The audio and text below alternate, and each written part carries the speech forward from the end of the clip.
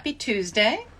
We're going to do the clue review for last Thursday's Mystery Grape and Blind Tasting Benchmark Region. The answer? Ta-da! Yes, White Zinfandel.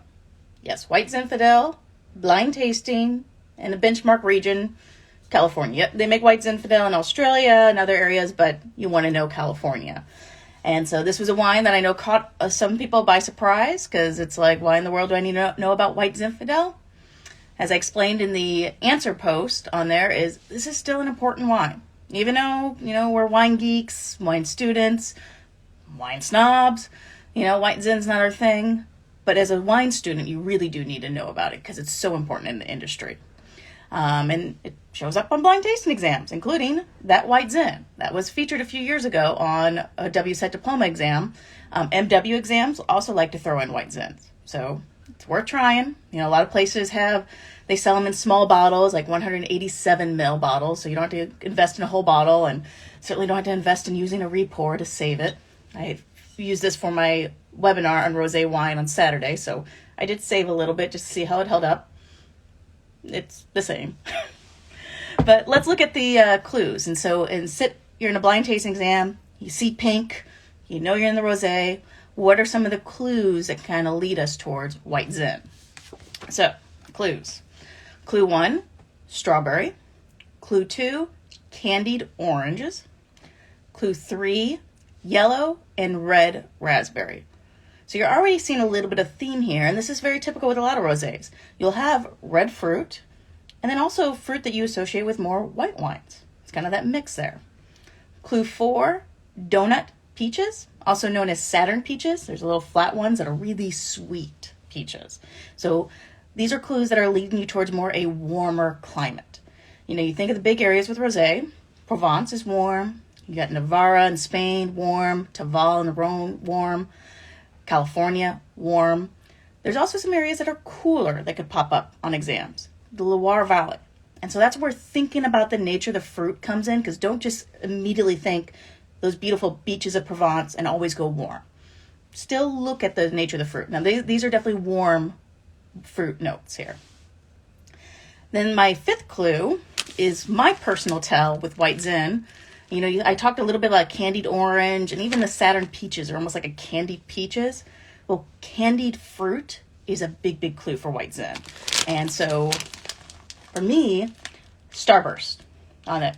Particularly the pink starburst. Maybe that's just psychological, but that is what jumps out quite a bit when I think about White Zin. I get the fruit notes there. There's even like some pineapple or watermelon, but it doesn't taste like I'm buying the fruit from the store. It tastes like the candied nature. Zoe, who was first with the White Zin, she actually had a really good note. For her tell for White Zin is like watermelon popsicles that are kind of melted. So again, that kind of candy confected note. So as you're tasting the wine, think what resonates with you as that tell. Because when you taste a White Zin and you compare it to a Rosé d'Anjou, which will have a little bit of sweetness as well, you compare it to a Provence Rosé, which is going to be dry, you'll notice there's something different about the nature of the fruit. That's why it's worth tasting those wines side by side so you can look at that nature. My sixth clue was just basically me just laying out my card and saying, for an exam, most people are going to be writing simple. Simple for a WSET SAT, that is a valid term. If you're detecting some notes, but they're not really jumping at you and they're not really well defined, just kind of like vaguely candied fruit, simple is a note that you can put in because it does tell you a lot. Candy's also a note, candied fruit on that. Now let's get into the structure notes. Medium pink color. So you're going to see the pink. It's definitely got the pink color. Medium because it's going to be going a little bit out towards the rim, not completely pale. There's some things that can influence the color here, even though this is really, really high yields that usually gives you more that pale, watery rim. Well, they can blend in darker grapes. In the U.S., it says Zinfandel on it. It only needs 75% Zinfandel in it. So they could put in a whole kitchen sink of other grapes, including darker grapes, that can help darken the color, make it more a little intense color. They can also use, nobody talks about it, but, mega purple, which can darken the color as well. So color, you don't want to go too much in the color with that. Sweetness. This is going to be your first clue on there, because with a lot of rosés, you expect them to be dry. There's two big ones that tend to pop up on exams that will have some residual sweetness. White Zin, and then also Rosé d'Anjou. There's another rosé in the Loire, Cabernet d'Anjou, that can also have sweetness. That one doesn't pop up as much as those other two. So what are the difference between the two? Well, if you look at residual sugar, most of the White Zins, like this Barefoot, around 38 grams per liter residual sugar. If you want to know in context, like pink Moscato with that, like Barefoot makes a very notable pink Moscato, that's almost twice as sweet. That's around like 73, 78 grams per liter residual sugar. So that's pink Moscato is sweeter than White Zin. Rosé d'Anjou, the minimum residual sugar, it always has to have at least some, is about 7 grams per liter. And it kind of can go up to around 20. So it can get a little sweet, but usually not as sweet as White Zin. So tit for tat, White Zin is going to be sweeter than most of the Rosé d'Anjou that you'll come across. But more importantly, you want to look at that nature of the fruit. Loire is much, much cooler of a climate compared to California. So you're going to get more crisp red fruit, not as candied. Maybe even a little savory note, maybe even a little herbal notes that kind of pop out from there. So that's going to be your big thing. You'll get sweetness. So it helps from a blind tasting point of view in that your world gets much smaller because it's only a few options.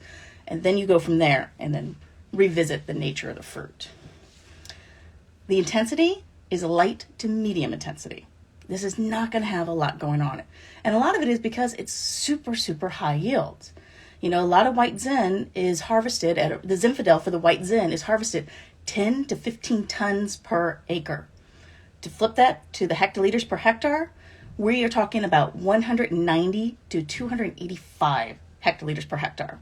To put that in context for you, everybody's familiar with the Italian Pinot Grigios from the Veneto.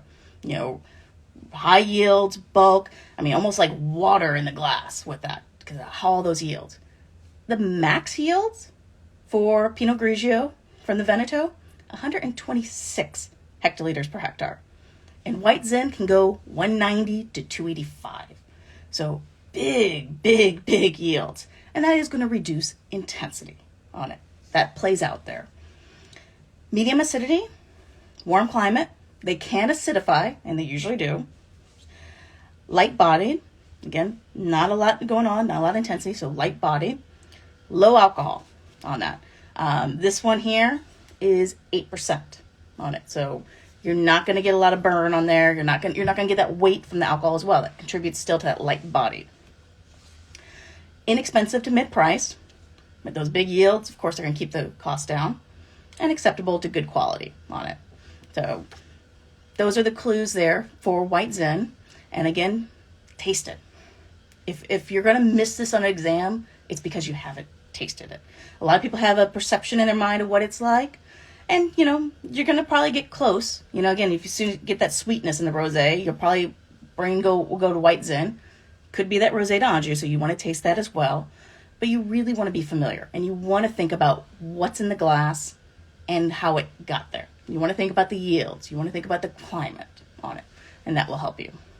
So with that, I'm going to get going on today's game. And you guys have a good day.